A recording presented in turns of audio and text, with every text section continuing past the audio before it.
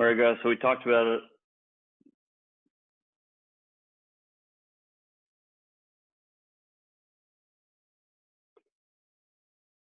All right, guys, so we talked about it a little bit in the last video, winning warm-ups or similar in design to pre-exhaustion, pre-fatigue, addresses a couple of things.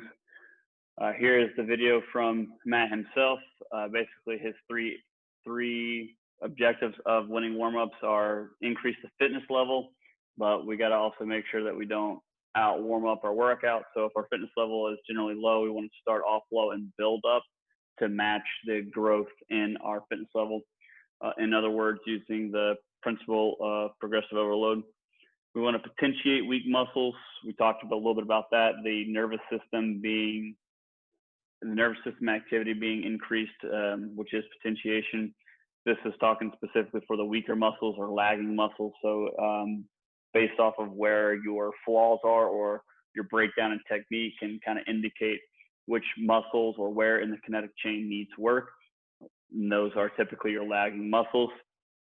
This is talking about how to front load those and build them up in your warm-ups.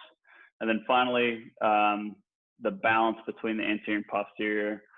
You can go ahead and lump in there the difference in unilateral strength from left to right as well. So feel free to finish this video on your own. YouTube cuts me off at 15 minutes in uploading, so I'm going to move on to the research article that we discussed.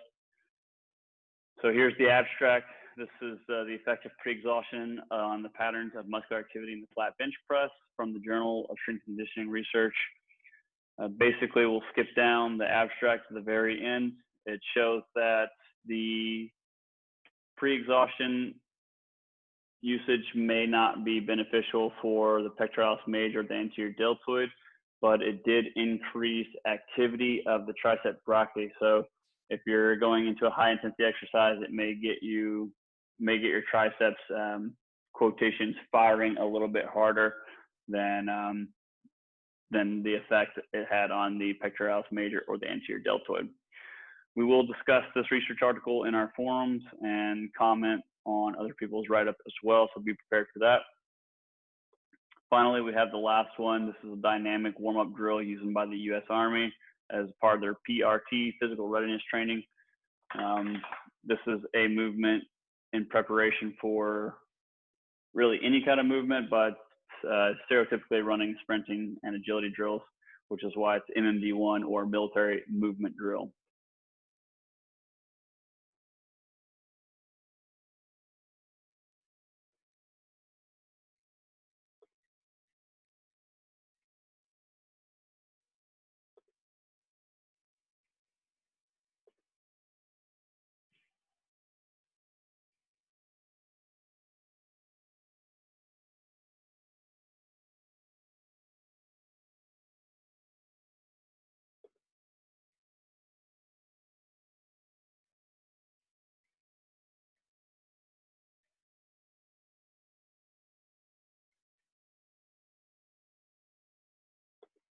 So the verticals are commonly referred to as the high knees. You can see what they're doing in the video, what they are prepping for, or the point of this exercise could be argued that it's increase in mobility around the hip joint,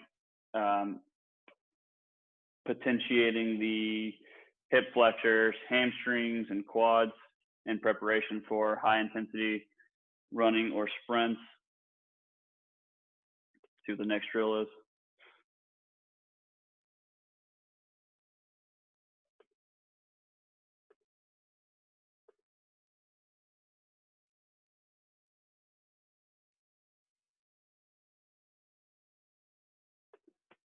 Lateral shuffle for the hip abductors, as well as change of direction positioning.